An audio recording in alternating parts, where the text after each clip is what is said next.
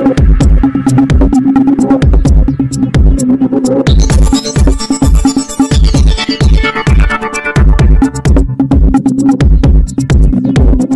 मी आनंद पांडे. तुम्ही बघत आहात रिअल खबर. आणि एसआरची समस्या लोकांसाठी मोठी आहे आणि जर बघितला तर ज्या भागामध्ये झोपडपट्टी आहे लोकांना समस्या समोर जावं लागतं आहे. माझ्याबरोबर लघु सर आहेत, त्यांच्याकडे आपण जाणून घेण्याचा बघतो.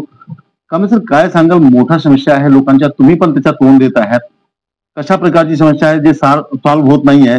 सरकार काय सांगतंय, नेमका काय वाद, काय सांगाल? महाराष्ट्र शासनाने 2006 साली झोपडपट्टी पुनर्वसन योजना या महाराष्ट्रामध्ये गरिबांच्या झोपडपट्टीसाठी आणलेली आहे. वास्तविक पाहता जर त्याचं आपण जर अवलोकन केलं तर ही जी योजना आहे ही गरिबांच्या झोपडपट्टीसाठी योजना नसून बिल्डरांची पुनर्वसन करण्याची योजना आहे.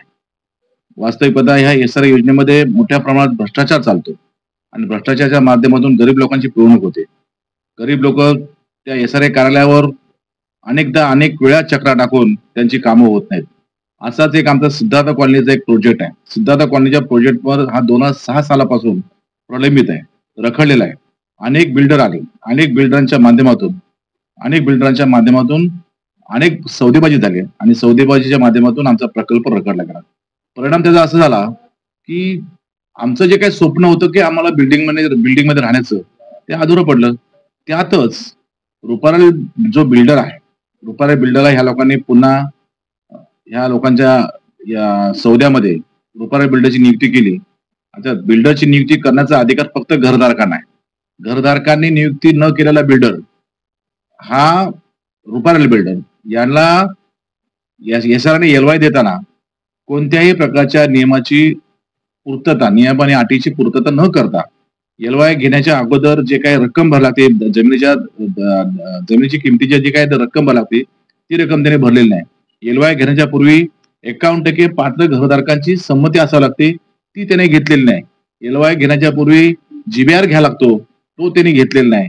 एलवाय घेण्याच्या पूर्वी त्या जर जागेवर जर ऑलरेडी डेव्हलपर असेल तर डेव्हलपरची नियुक्ती रद्द करून ते एलवाय त्याची नियुक्ती करायला लागते. ती न केल्यामुळे चेंज ऑफ डेव्हलपरची रक्कम ती सुद्धा त्याने भरलेली आहे.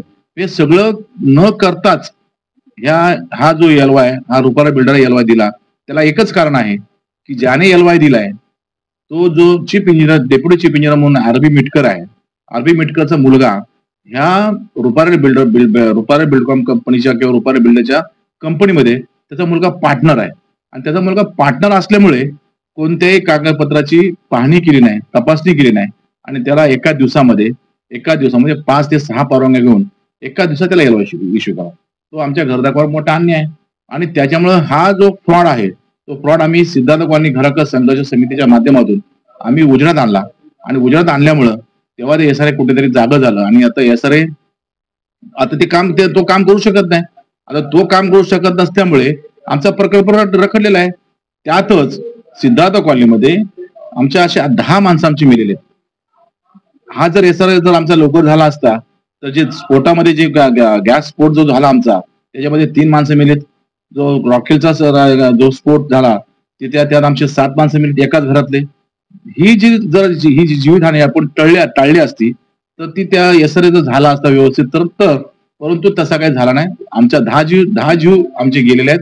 दुसरी गोष्ट, रुपारेल बिल्डर जो आहे तो एवढा हुशार आहे फसवेगिरीमध्ये. तो लोकांना सांगतो की तुमची घरं तुम्ही तुमच्या हाताने मला पाडून द्या. अरे जर एसआरएचा जर तुला एलवाय मिळाला आहे तर तू काय घर पाडत नाहीस, तू काय करत नाही. आणि दुसरी गोष्ट, तो घर पाडून द्या म्हणतोय आणि जी लोक त्याला घर पाडून देत आहेत ती लोक ऍक्च्युली तिथं राहत नाहीत. सिद्धार्थ कॉलनीमध्ये तिथे लोक राहत नाहीत, त्याच्यामध्ये बिंदास घर पाडतायत. आणि पाडल्यानंतर त्याचा जो मलबा तो ते उचलत नाहीत. आणि हे मुद्दे मुख्यमंत्रीकडे गेलेला आहे का?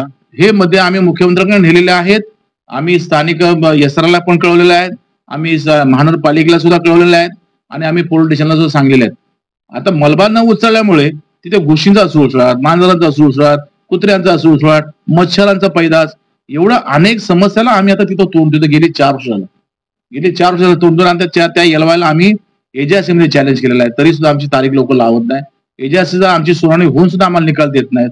एवढं करप्ट हे एसआरए झालेलं आहे. आणि त्या एसआरएच्या विरोधात आम्ही येत्या 17 तारखेला, सोमवारी 17 नोव्हेंबर आहे, त्या 17 नोव्हेंबरच्या दिवशी आम्ही प्रसिद्ध सामाजिक कार्यकर्ता जे भ्रष्टाचाराच्या विरोधात आवाज उठवतात त्या सामाजिक कार्यकर्त्या अंजलीताई दमन या मॅडम यांच्या नेतृत्वाखाली आम्ही जनआक्रोश मोर्चा SRA कार्यालयावर आयोजित केलेला आहे. त्या मोर्चामध्ये संपूर्ण मुंबई शहराला झोपडपट्टी ज्यांच्यावर अन्याय झालाय अशा सर्व झोपडपट्टी धारकांनी त्या मोर्चाला उपस्थित राहून आपला जो आवाज आहे झोपडपट्टीचा तो SRA कार्यालयाला आपण दणाणून सोडला पाहिजे, आपण दाखवला पाहिजे. यासाठी माझी विनंती आहे की आपण सर्वांनी तिथे हजर राहावं. त्याचबरोबर आमचे रिअल खबरे हा जो चॅनल जो आहे, आमचे पांडे साहेब आमचे मित्र आहेत, जवळचे मित्र आहेत. त्यांनी आज काल जे त्यांचं ऑफिसचं ओपनिंग झालेलं आहे, मी त्यांना आमच्या समितीच्या वतीने, माझ्या स्वतःच्या वतीने, माझ्या पक्षाच्या वतीने त्यांना मनापासून त्यांचं अभिनंदन करतो. आणि या पुढच्या काळामध्ये आपण गरिबांची सेवा चांगल्या प्रकारे कराल, गरिबांचा आवाज चांगला उठवाल अशी अपेक्षा व्यक्त करतो. धन्यवाद.